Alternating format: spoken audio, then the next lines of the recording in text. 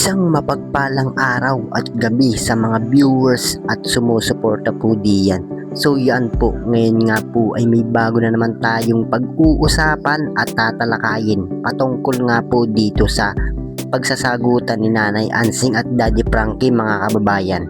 Talagang patindi ng patindi at iba na talaga yung pinapakita dito ni Nanay Ansing at maging si Daddy Frankie nga po mga kababayan hindi na nga po makapagpigil pa.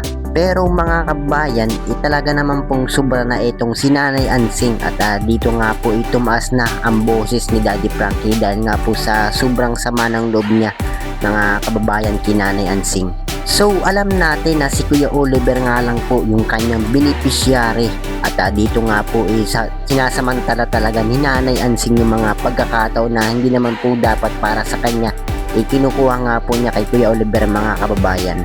So dito nga po sa part na ito mga kababayan ituloy pa rin nga po yung pagpapagawa ng bahay ni Kuya Oliver at ayun nga po malapit na nga po matapos at kunting ayos-ayos na nga lang po mga kababayan makakatapos na nga rin po itong si Daddy Frankie sa kanyang pinapagawang bahay para kay Kuya Oliver nga po mga kababayan. Pero sa kabila ng lahat nga po mga kababayan may pumipigil talaga sa plano ni Daddy Frankie at parang ayaw nga po matapos ni Nanay Ansing yung bahay nga po ni Kuya Oliver mga kababayan. Kaya sa part na nga pong ito mga kababayan nagkasagutan nga po itong si Nanay Ansing at Daddy Frankie dahil nga po sa kinuhang hollow blocks ni Nanay Ansing. At yun nga po dito na nga po naubos at sumama ang loob ni Daddy Frankie dahil sa ginawa nga po ni Nanay Ansing mga kababayan.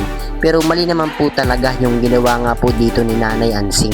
At pagkakaalam nga po ni Nanay Ansing hindi na daw po itutuloy yung bahay ni Kuya Oliver. Pero wala naman po silang magandang desisyon mga kababayan. Kaya mali po talaga yung ginawa dito ni Nanay Ansing mga kababayan. At kahit hindi na nga po ituloy yung bahay hindi naman po dapat kinuha ni Nanay Ansing yung mga bagay na dapat hindi po kunin.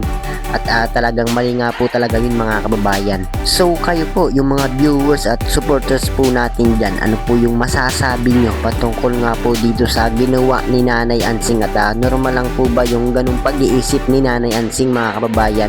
So ano po yung masasabi nyo dito? So i-comment nyo na lang po ang inyong kasagutan. Hanggang dito na lamang po. Maraming salamat po muli sa inyong lahat sa panonood. At kung nagustuhan mo ang video ito, huwag nang mahiyang mag-like, share, and subscribe. Pindutin lamang ang notification bell para lagi kang updated sa aking mga video.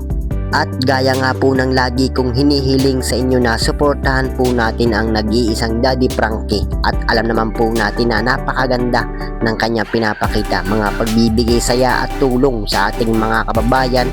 Suportahan po natin at i-marathon mga kababayan nang sa ganun marami pa po siya matulungan. Lalong lalo na po dyan yung ating mga kababayan na hirap at kapos sa pangangailangan.